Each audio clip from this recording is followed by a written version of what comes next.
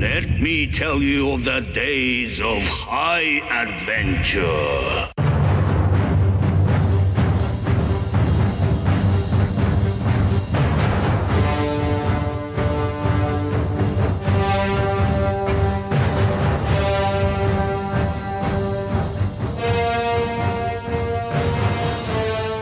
Hey, what's up, everybody? This is John. And I'm Kevin. And this is 6 Degrees of Schwarzenegger, the podcast where we take a long, hard look at some of our favorite action movies from the era of Arnold. Schwarzenegger is the icon of the genre, and we're taking a deep dive into some of these 80s and 90s cult action movies and breaking them all the way down.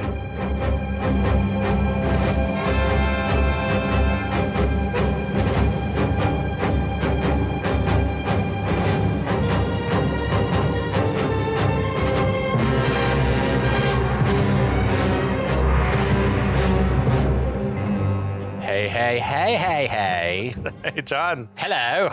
G'day. G'day, mate. Oh, I hope that's not offensive. I'm sure they're like fucking Americans. Annoying assholes. Yanks. Tell you what's not dinky die is our Australian accent. Very much not. But what I think is dinky die is this movie. 150,000% dinky die is Fucking Mad Max 2. The Road Warrior. The Road Warrior. Is this movie amazing? Yeah. Yeah, it's it fucking is. badass. I think it might be. We talked about Escape from New York on the podcast before. We've talked about Dolomite, but this is pushing like the envelope for the earliest film. You know, the beginning of the era of action. I mean, it predates Arnold really coming on the scene as an action star. Absolutely. But it has that feel of just like fucking adrenaline fueled like testosterone. Absolutely. What's your history viewing? This was another, I think it was movies for guys who like movies, because I so remember the, Mel Gibson sort of very cool looking and like laid back saying, you want to get out of here? You talk to me. Like, and then be like, Mad Max, The Road Warrior, tomorrow night, 7:05. And it's like 7:05. Yeah. If people who aren't familiar with TBS back in the day, I don't know if it's only because of the Braves or if it was but the programs would always start at 7:05 or 7:35. Yeah, stupid times. Yeah, 7:40. Like, I don't know why, but it was iconic, and yeah, that makes sense to me. I think this movie was a TBS staple. I just grew up watching it. It was just on a lot. Yeah. And any time it was on, you had to watch it because there's nothing else like this. It was this and Big Trouble and Bloodsport. It's like in that family. It's one of those that if it was on, and Beastmaster. Yes. If it was on, I was going to watch it to the very end. Fuck yeah, so dude. Good. So that's why a lot of this, when you go back and watch it as an adult and you see the, the uncut and R-rated version, it's like, oh shit, I don't remember that part. And how it feels like it hasn't aged at all. Yeah, it is timeless. There's nothing about it that feels like, oh, that's kind of hokey, or, oh boy, yeah, this, like, I mean, production value, yeah, it's a little like it was done on the cheap, whatever, but the stunts, the story, it's a the way people talk, everything, the costumes are just still awesome. It is lean storytelling, and it works from the opening shot, that opening 4x3, to the very, very end, which is like the exact same shot. It is a movie that's been like, I don't know how long the first cut might have been, but this feels like a movie that's been like cut down to like the leanest possible version of itself. Yeah. Like there's nothing wasted. But to great effect. It was it's like nothing feels like, nothing's missing, nothing's half baked. Movies should be like this. Yeah. I watched just the other day Hidalgo. Did you ever watch that? The old Viggo Mortensen flick? Yeah. It's fucking great. I love that movie. I loved it, but I also found myself thinking, wow, this movie is 2 hours and 20 minutes long, and it just could be shorter. Yep. Like, you could cut some of the subplots down somewhat, whatever. Yeah, this movie is one that's like, there's nothing left to cut. It's amazing. The whole weird subplot with like the American that he ends up like using her horse or whatever at the end. Yeah. It's like why this part, we've added too many minutes have gone into this conversation. Happening. It doesn't need to be happening. It's like sort of, he does like a rain dance, like sort of speaking with his like his Native American ancestors towards the end. That's and it's like, now I feel like this is almost borderline offensive for one. Probably. And for two, it's like, it goes on and on. I've forgotten that he was part, I think he's a quarter Native American or something. It's a good movie. Check out We love Hidalgo. Viggo. Yeah, that movie, it's good. And we Viggo, love Viggo. I don't know. Maybe he wasn't beautiful enough, but he's like such a leading man and charismatic. He's phenomenal. What a talent. And everything he's been in, even if the movie's shit, he's awesome. Dude, Eastern Promises? That movie was, You got the chills. I did. Because I remember that opening scene, and I was in the theater, and it was like in Knoxville, Tennessee. It was me and like 5 other people in this great big Regal cinema, and that opening scene in the barber shop, and I went, "Holy shit!" like out loud, and like looked around, and all of us were like dying laughing because it was not at all what we were expecting. I love that It's flick. so good. Anyway, Mad Max. What was your earliest experience? I Also, think it had to be the same watching it on just TBS whenever it would pop on, or maybe we recorded it onto a VHS and watching it, but never watching like the R-rated widescreen epic version of the movie, you know? And Jesus, but I remember it made such an impression on me because it was unlike anything else that was out there. I'll tell you what I wasn't doing when I watched it when I was a kid, and that was drinking beer, which is what I am doing now. What do you got there? I am drinking the Chihuahua Cerveza by the Chihuahua Brewing Company in Lakeland, Florida. It is the original Mexican-American lager, TM, and it is delicious. I had another Mexican-style lager. This is a Mexican-American lager. This beer is better, in my opinion. I like that one. I'm going to have one next. Right now I'm drinking Sweetwater's Hazy IPA. It's sort of a newish release from them. It's super duper fucking good. I'm going to make some noise, and I'm going to pull this thing back from my mouth and take a sip. Nice. That sounded refreshing as hell. It is. You could crush those all day, but that's deceptively strong. 6.5% for a lager is a lot. You can't just sit poolside and drink a 6-pack without getting hammered. No. You'd be feeling this after it's a couple. It's not like I like a good Tecate or Dos Equis that you can just crush them all day. Absolutely. Anyway. Because they're like, what, 5%? I think they're like 4.5 or 4.3 or something. Beer water. Mexican beer water. So what happened? What happened in the chapter 1? Catch us up, John. So what happened in chapter 1 is we got some badass narration that the world has gone to shit, you guys. And I'm not talking about right now. I'm talking about sometime in the distant future, or maybe the not so distant future. World War III happened. All the oil dried up. So the war machine slowed down. It came to a crashing halt. The world devolved. And as the world devolved and crumbled around and politicians couldn't decide what to do, the crazies came out of the woodwork and took over the roads. Basically, it became survival of the fittest on the world's roadways, and only the strong survived. The people that were willing to eat other people. Dude, we had a gas shortage within the last month here. Yeah. And people were acting a fucking fool at the gas station. Putting like gas in garbage bags. Dude, I saw some dude was like filling up milk cartons and Prestone, like old antifreeze bottles with gas and sticking them in his trunk. And I'm like, I mean, it's not going to be that long, but I don't think it takes much of a disruption to get people acting like this. Well, and let that be a lesson to the powers that be. It's like we're going to be fucked if like the hackers really decide to go after us at some point. Oh, Jesus. So I'm glad I moved out of Houston, the energy capital of America. But anyway, so we are also then introduced to Mad Max. The narrator says, "I only remember Max from my dreams. I was a young man when this happened, and he helped us out when I was a kid." That Max was a broken shell of a man because he lost everything. He lost his wife and child. In the original Mad Max movie. And so he's been out living in the wasteland for 5 years, we think, at this point, and just making it with his buddy dog. We're introduced to Wes, who is one of the Lord Humungus's marauders. He was trying to chase Max down and steal his gas. He wanted that car as well, probably. Right, the legendary, the V8, the last of the V8s. The last of the V8s. And then Max escapes that trouble and meets the gyrocopter captain, who he takes hostage because the gyrocopter captain leads him to a refinery that's out in the desert where he alleges that there are thousands of gallons of gasoline. Much as you want. Much as you want. So, but when Max shows up, Wes, the Lord Humungus, and the Marauders are staked out. They've been trying to get in for 4 days.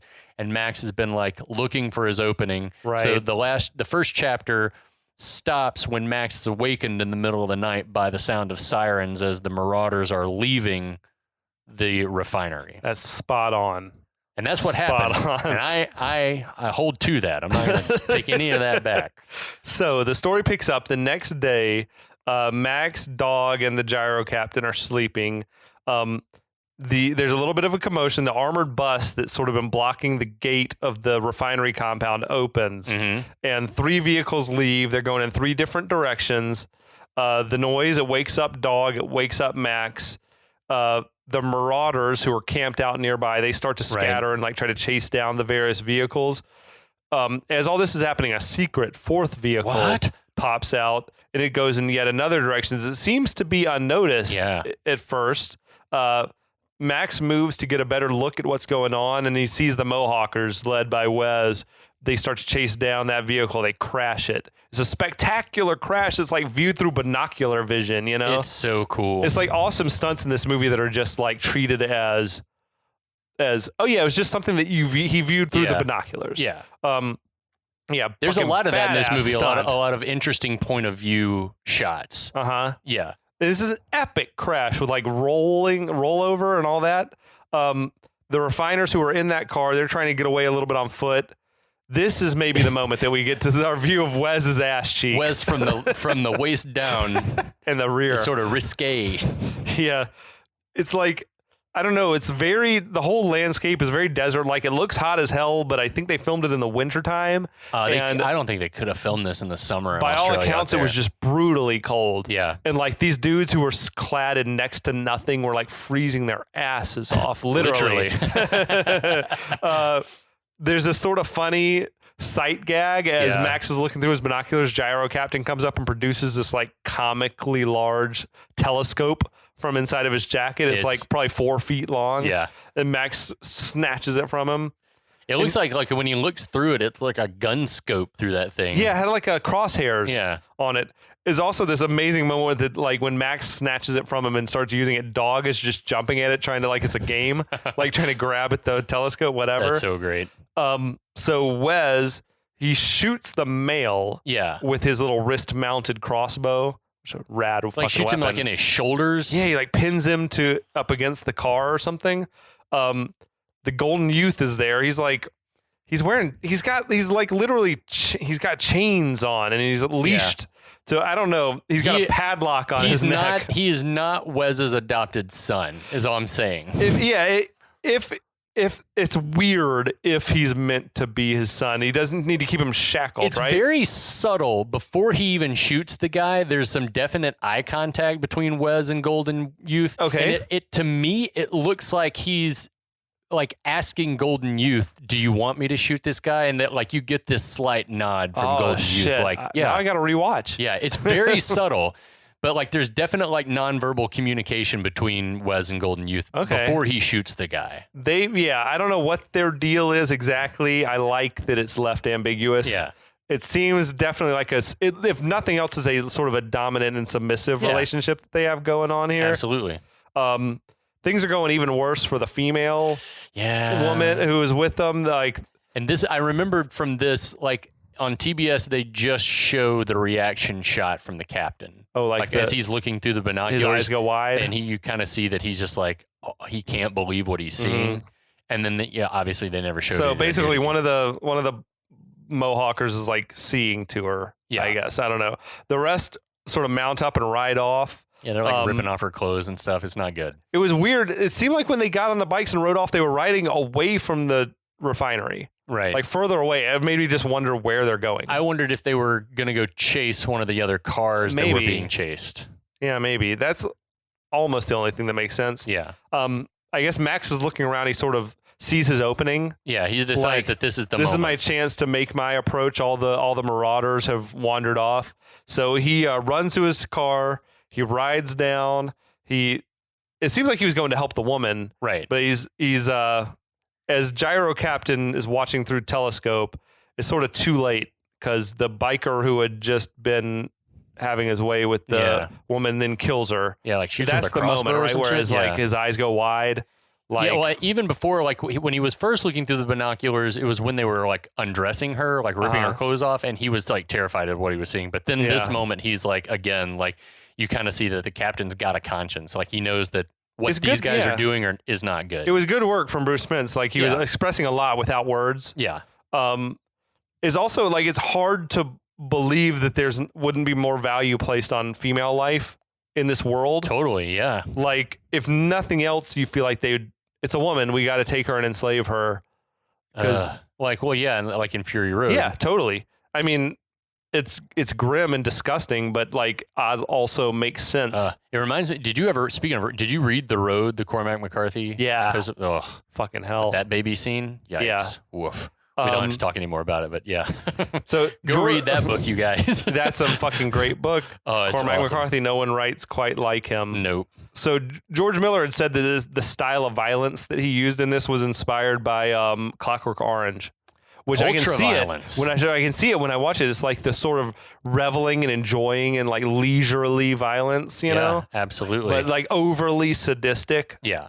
It's also just awesome to me how one generation influences the next. Yeah, of like, totally. I saw Star Wars and I saw Clockwork Orange and I love those movies and I want to bring a little bit of that vibe to my shit. I love and then that. this movie like brings, inspires future generations, whatever. Absolutely. Awesome. Yeah. So Max, he arrives down on the scene. He finds the Mohawker getting dressed. The Mohawker sort of goes quickly for his crossbow, but Max stops him and I assume beats him to death. Like he hit him real hard with the bolt cutters. He crushes that skull, I'm sure. Yeah, skull I feel fracture. like that's a fatal blow that he landed there. Yeah. Agreed. Max is like the reluctant hero, right? Yeah. Well, that's why, like, when we were talking about, is he going down to save this woman, or was he going down because he knew by the time that he got there, they'd be dead? He's opportunistic as well, right? He could scavenge. Yeah. I feel like he has a moral compass, it seems clearly, but he's also that loner. He's got like a lot of Han Solo in him. Yeah. I feel like. He'll do the right thing in the moment, but man, he'd rather not be in that situation at all. To do it. He's like, I wish I wasn't here. God. So Max, then he goes to the male refiner who's been, shot, as you said. Yeah. And he's like pinned by arrows up against the fender or something of his car. Mm-hmm. He basically, that dude's still alive. Yeah. Who had to watch all of this happen, presumably. Max tells him he wants some gas. The guy says, take me back to the refinery. You can have all the gas you want. That's what I'm saying. He's like, I'm going to help you, but I need He's fuel. got his own agenda. Yeah. Right? So Max uses those bolt cutters. He cuts him free from the car, I guess, that he was pinned up against. Max drives back to the refinery with the guy. We got our first glimpse of the feral kid. They're like popping up in the foreground. He's like a fucking like a gopher or something. He's like dirty, shaggy looking thing holding what looks like a stainless steel boomerang or some shit. Like, what an amazing creation of a character. Yes. And because, I mean, I still refer to people sometimes. I'm like, and I'll just be like offhand. The guy looked like Feral Kid. Like Feral Kid. He's credited as Feral Kid. Yeah. It's awesome. It's amazing. George Miller said that the idea was sort of inspired by these, it's sad, these parentless children who were in Vietnam after the war. Oh, shit. Like roaming around the cities, Hanoi and Ho Chi Minh City or whatever else. And like, they were just sort of packs of kids in the wandering. Streets. Yeah. Like, that's tragic. Terrible. So Max, he pulls up to the gate.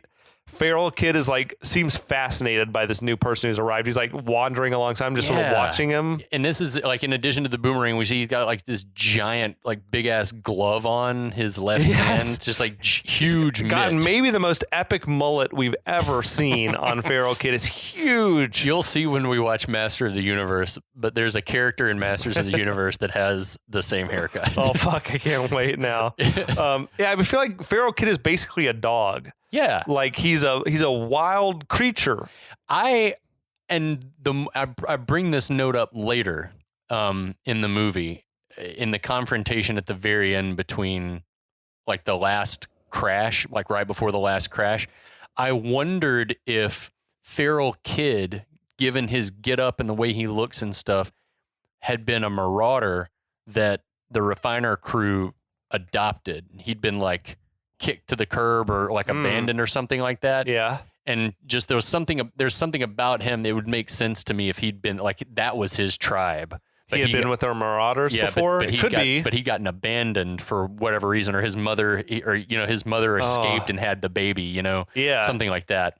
He definitely, I feel like, was abandoned at some point. He's sort of halfway adopted, but he won't fully embrace the refinery crew. Yeah. He's dressed like all in fur, right? He had this sort of streak in his hair too that Max has. Yeah, it's like, is it from stress or shock? PTSD. He probably watched shit. a family member die or something when he was younger. Terrifying. Yeah. So Max, he's carrying the injured man over his shoulder. He's sort of holding his weapons belt off to the side to sort of show he's not a threat or whatever. The leader tells Max to freeze, turn around, spin around, show us whatever, everything. Yeah. They recognize that injured man. They tell Max to drop his shit. Yeah. He does. The armored bus moves out of the way. The refiners come rushing out to tend to the guy. Yeah, a woman's like calling him Nathan, like screaming his name. Nathan. Do you think it's the son or some relation? I think that it's the older woman. Yeah, I know the one you mean. Woods. I think it's probably like her son or a brother or something like that. Anyway, they all come out. They pat Max down as well. Bring him inside along with Nathan. There's a lot of bows and arrows and crossbows and things in here too. In them, yeah. And I will also note here, awesome job from the costume mistress as well, costume master. I guess we like she's the costume master. That the refiner folks have got a uniform. Everyone's in like lighter colors, and there is some color like pops of green and pink and stuff, but everyone's wearing like light colored jumpsuits and makeshift white football pad armor and stuff like that. You have to wonder whether there were that many pads around. They raided high school gyms around Australia. So. But like American football pads in Australia? I don't know what they were wearing those for back in that era especially. But it's a look. It's an aesthetic. Yeah, it's fine. It's cool. There's all sorts of odd customers in there. A lot of them are giving Max the cold looks. Yeah. And also Max is like sizing up, I feel like, the community. Totally, yeah. He's looking around. He sees the wells and stuff like that. The great thing about the whole Mad Max universe from one movie, from the original all the way to Fury Road, is like there's just so much visually interesting things happening, so much detail. It reminds me of the Peter Jackson Lord of the Rings movies, like that. No one will notice that the knife that this guy's carrying has like engraving and Elvish written on the blade, but it just does add something in some way. Like these things that are in the background that are, you can never quite tell what's going on, but someone's put thought into it. I fucking love that shit. Agreed. So their leader comes out. It's this guy named Papagallo. Which is, I think is Italian for parrot. Oh, is that right? Yeah. Shit. Papagallo. So he's like a middle-aged blonde dude kind of. He sort of looks Jaggerish. Yes. He sort of had a rugged, craggly face, like weathered. Yeah, he does look weathered. So Max basically says he found this guy a couple miles down the road, left for dead. Papagallo asks him, what about the other vehicles? Did you see what happened to them? And Max says they were, heading the other way, being chased. They're in heaps of trouble. Yeah. Whatever. They're going the other way. I like that Max trouble. is like talking, like he's keeping it brisk. He's keeping he's like, this guy told me I can get some gas. I need to go. Like, yeah, basically. I think he's probably in a hurry. I got to get out of here before the marauders come back. Right. Now, Max says he had made a deal with the guy that he could have all the gas he wants as long as he brought him back. This guy who, I don't know if his character had a name. I just refer to him as the haunted-looking man. That's a great description. The haunted-looking man. He likes PTSD. Yeah. Like, if PTSD was a picture. He looks like he hasn't slept in weeks. Yes, that's a great shout. He steps forward. He asks, what about the woman who was in the car? Max says she's dead, but it was quick. It was quick. Which is she didn't definitely make it. It was not quick. the truth. Yeah, exactly. So, Max is like trying to be the good guy, I guess. He says he just wants to get his gas so I can get out of here. This badass woman steps out who's credited as Warrior Woman. She's attractive. Dude, she is a stunning looking woman. Crimped hair and all. Crimped hair, had a big scar on her face as well. Yeah. Nuts. Basically, she steps out. She says Max might be one of them and we shouldn't give him anything. Her role was written in the script as a man. And it was another George Miller, like, a change that he suggested. We should make it a woman. That's dope. I think in his world, I feel like it's not so much about being male or being female, but being like a dominant person or a submissive person, a follower or a leader. Can you step into the role and lead? So, she says that he's trading in flesh, mercenary trash. It's harsh words. You just met him. You don't know him. I mean, they have a point, but it is harsh. Yeah. Max tells him, like, look, talk to the guy. He'll explain. It seems like in the meantime, that guy has passed away. Yeah, Nathan did not make it, you guys. So I think it's Papagallo tells him, if he had a contract, it was with him and it died with him. Right. Papagallo tells him to get rid of Max. They start to carry him out of there. Does it seem to you it's like these refiner folk they've got a bloodlust on them just as much as the Marauders do? They seem like they're kind of excited to kill Max. On one hand, I feel like it's, like another mouth to feed. We just can't take it on. But also, I agree with you. They don't seem like... I have more thoughts about what happens later in the film as well, about what's going on within the compound. But I feel like everyone's looking out for number one in this world. Agreed. Yeah. So... yeah, they roll his car in as they're dragging him out. Like, what were they planning? Were they going to steal his car and put him out on foot? Or kill him? Yeah.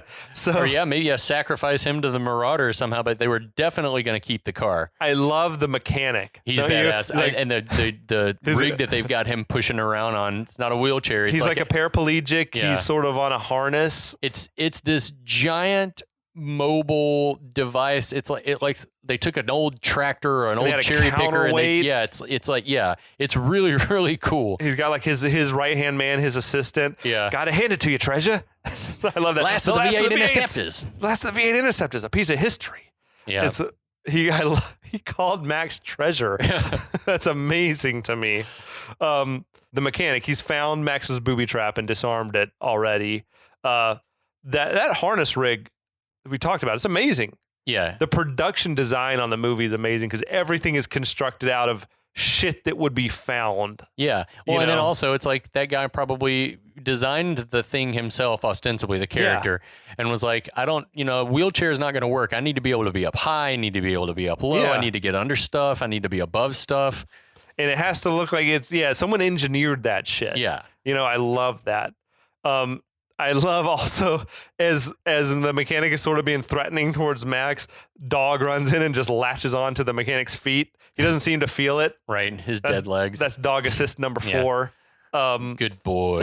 Good boy. Others are grabbing at the dog and Max like leaps into the fray. Max is trying to protect. That's the first time his friend. I feel like we've seen him show emotion and take quick action and not just sort of like I'm above and I'm too cool. He's for like, all you this. do what you want, but you're not going to touch dog. I like that Max seems to be as loyal to the dog as the dog is to him. Mm-hmm. Awesome stuff. So at this point, a lookout cries out that the Humungus's marauders are returning. Oh shit! And they close the gate real quick. This like the people and animals are scattering. It's like a everywhere. fucking ark in there. It's like pigs, rabbits, chickens, like things running around. Feral kid, like he drops down into this tunnel system. It's like the fucking Viet Cong. Where's he going? The armored bus is wheeled back in front of the gate. There's chaos all around. Warrior woman takes Max and handcuffs him onto a railing. Why not at that moment? I guess maybe they'd be afraid that he would open the gate. They don't trust him, I suppose. Yeah. The soldiers are all taking up arms, taking their positions. They've got like the giant flamethrower cannons and then like harpoon guns. Yeah, it's pretty rad. Yeah. A lot of dudes with crossbows and bows and arrows. It is weird. There aren't near as many guns in this as there are in Fury Road. That's true. Yeah. But maybe the guns are being hoarded elsewhere. Right. Now, the Marauders roll up. They've got these hostages. Apparently, the people that rolled out in the various different directions, heaps of trouble. They're like being bound onto the front of the vehicle, sort of as human shields. That is a memorable shot when the bad guys, when the Marauders are rolling up and the hostages are like, they're tied splayed up to out on the hoods of the cars and like on these. I remember those hand trucks. I remember seeing that like vividly as a kid. Yeah, dude. That's amazing. And it's also like, of course they would do that. Yeah. Like logically, it makes all the sense in the world. And when you see it, it's just shocking. Mm-hmm. Again, you have to pause to recognize just like the insane amount of detail. Like every member of Humungus's Marauders has their own unique sort of costume and their own vehicle that was specifically constructed, whatever. Like if you pause it and study, you could just like study the frame for hours, the way that different people are dressed. Was it Morrisseau was her name? I wonder if individuals had input with her like on what they were going to wear, or if she just like went in and was like, they had all this stuff and just was like this mix and match until every person looks like their own unique thing. What I had read was that they raided sort of like thrift shops. Yeah, that makes sense. And sporting goods stores and S&M shops. That's hot. to cobble all this together. And you think about like these assless chaps and stuff like that, like it's probably not so much as this is what I prefer to wear as much as like this is what I could find to wear. Like, and it's leather and that's good. I don't necessarily want my ass cheeks out, but it's what I could find. Yeah, it's amazing also, like, you know, I feel like this movie went under the radar, but then Fury Road won all the fucking Oscars. Oh, yeah. For all this stuff, the production design and costumes and hair and all that shit, and well deserved. It's incredible. I also like that a lot of the clique like there's these standouts that they never talk or anything. There's Bear Claw Mohawk. Yeah. Is a character. One dude is credited as Pink DeSoto.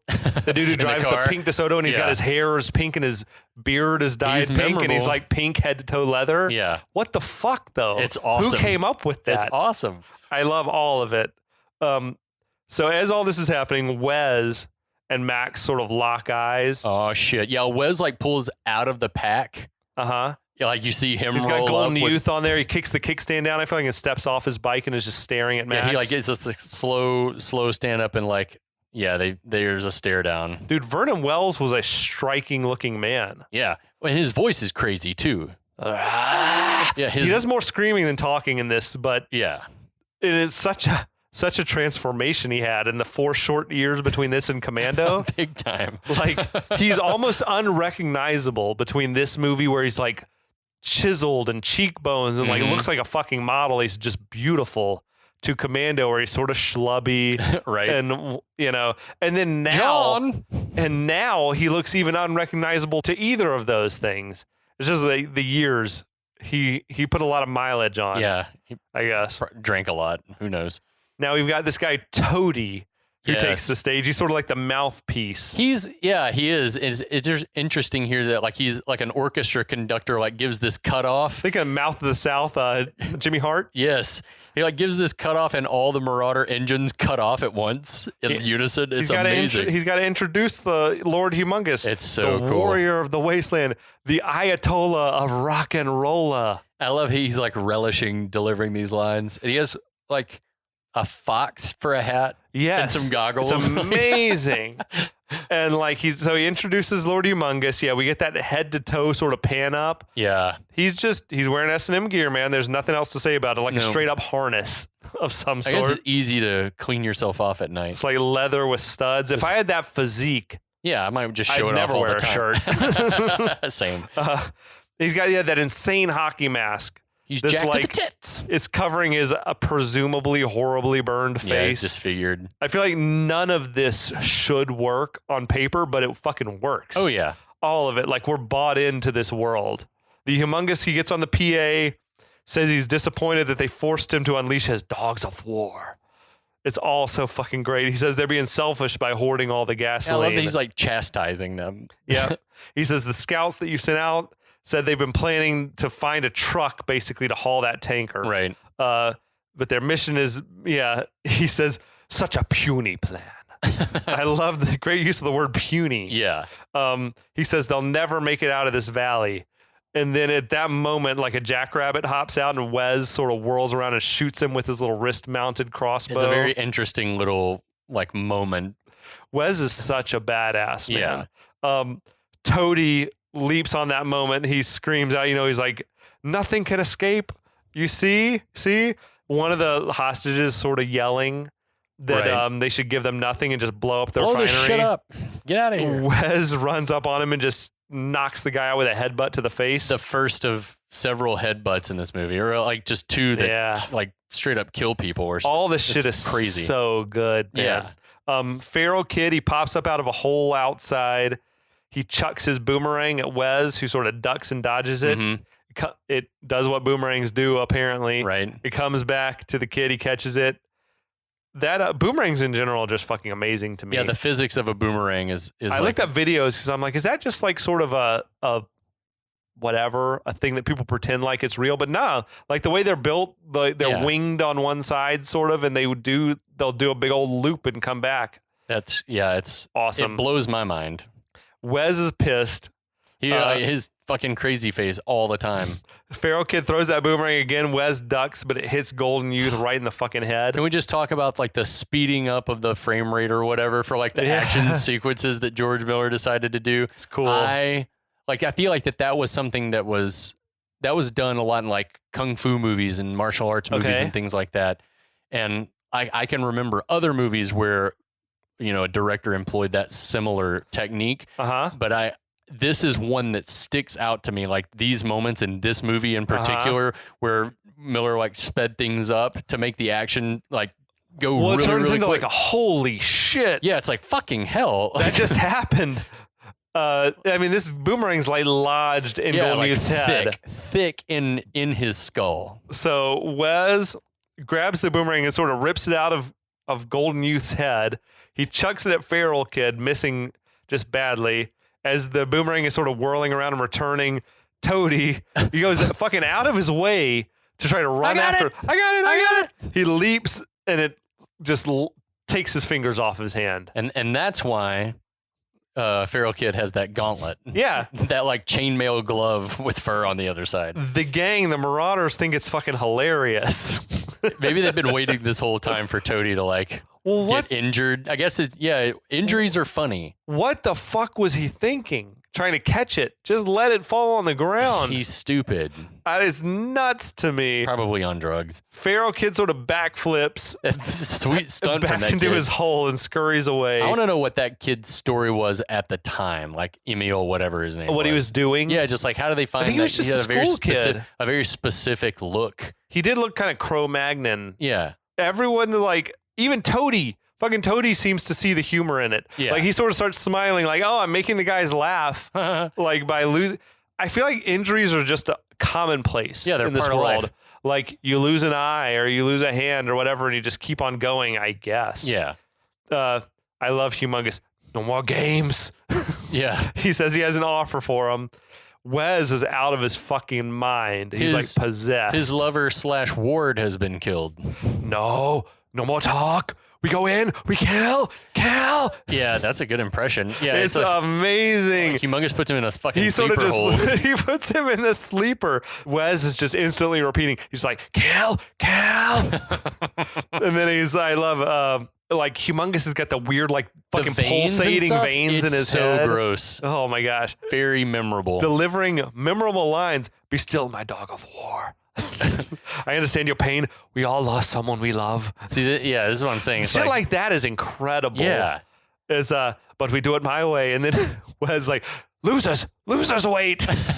It's so awesome. I fucking love all of this. It is amazing. We all lost someone we love. But that's what I'm saying is even Humungus in his weird way, there's like a code. There's a weird sense of honor and loyalty, and I don't understand any of it, but it all makes sense. It's like. So we all lost someone, but we're doing it my way. Yeah. So Humungus says they've got them where they want them. Like once we have the gas, Wes, then you can have your revenge. Basically, he puts Wes to sleep in an illegal sleeper hold. Wes is like a wild animal. Yeah, totally. There was this magazine, Empire Magazine, did a poll, I guess, and Wes was ranked the #1 henchman in movie history. That's fucking awesome. I don't know who else would be on the list. He's a Grand Moff Tarkin maybe is awesome. I was I guess you'd consider Darth Vader to be the big bad until the Emperor. He's not really a henchman, I guess. Yeah. There's a lot in Bond movies like Jaws or Odd Job. Yeah. Like just memorable henchmen. There's something Wes to is playing amazing. a henchman. Yeah, he steals the movie almost. He's fucking incredible. Now Bear Claw Mohawk, he comes up, he carries Wes off. This is like what Bear Claw Mohawk. Well, he's got this big sort of claw, like Bruce Lee style claw with the crossbow mounted on it. And he's covered in fur. He's got a sort of a luchador mask on almost. We got Humungus is saying there's been too much violence, too much pain. Tries to sound magnanimous. None here are without sin, but I have an honorable compromise. He got his whole pitch. He says, just walk away. Give me the pump, the oil, the gasoline, the whole compound, and I'll spare your lives. Just walk away. Do you think that if the refinery community left, like he was saying, that they would have been spared. That he would have honored that deal? Yeah. No. Yeah, they would have murdered They would have them massacred them and taken the compound. probably eaten their bodies. Yeah. Even though at this point, they haven't eaten anyone that they've killed. They've left the body sitting outside. Yeah, we haven't seen that happen. Anyway. Who knows? But he's basically saying he'll give them safe passage if they just walk away, and there'll be an end to the horror. It's so weird. Yeah, the scene is so memorable, dude. Do you remember the South Park where they No. there was like, I don't even know what the plot of the episode was, but there was basically the boys and the girls had a fort, and the girls had the fort and the boys wanted to take over the fort, and they had to tell him Butters, like, are you serious? That's awesome. Like, and he's like, I don't know what to say. And they're like, just stay. And he like pulls on this mask. He's like, just walk away. Just walk away. I mean, into all of this. We've all lost someone we love. That's amazing. It's so good, dude. Fuck. South Park is awesome. The refiners, they're not going along with this. Yeah, they're like, no. The marauders begin to disperse. Humungus tells them he's going to give them 24 hours to decide. Right. Wes is woken back up. He's like inconsolable. He's being restrained by a bunch of guys as they drive him away. God bless Vernon Wells. Yeah. That man is fucking amazing. He just goes for it. He's given it 110%. There's probably never been a movie that he was not like 110% all in on. And that's probably why he got hired for shit like this, because he would just go all in. You got the haunted looking man is screaming like, we'll never walk away. And wastes an arrow like a dumbass. We're going to have to go outside and get that. Feral kid, he goes and collects his bloody boomerang. Yeah. And I think that wraps us up for this section. Max just kind of watches as the baddies leave, and that's all she wrote for episode 2. Yeah, dude. We got a theme. Like every episode ends with the bad guys leaving. Yeah, it is. It's interesting. This movie's so good. I fucking love it, dude. There's no wasted motion. Yeah, it is like the last of the V8s. She's awesome. She's purring she's humming like a top. I can't wait to talk more about it, but I'll have to wait until next week. We hope you guys are enjoying the show, listening along, enjoying this. If you haven't watched this movie in a while, go queue it up so you can enjoy the ride with us. It aged well, my friends. It has aged well. All right, we'll see you guys next time. We'll be back.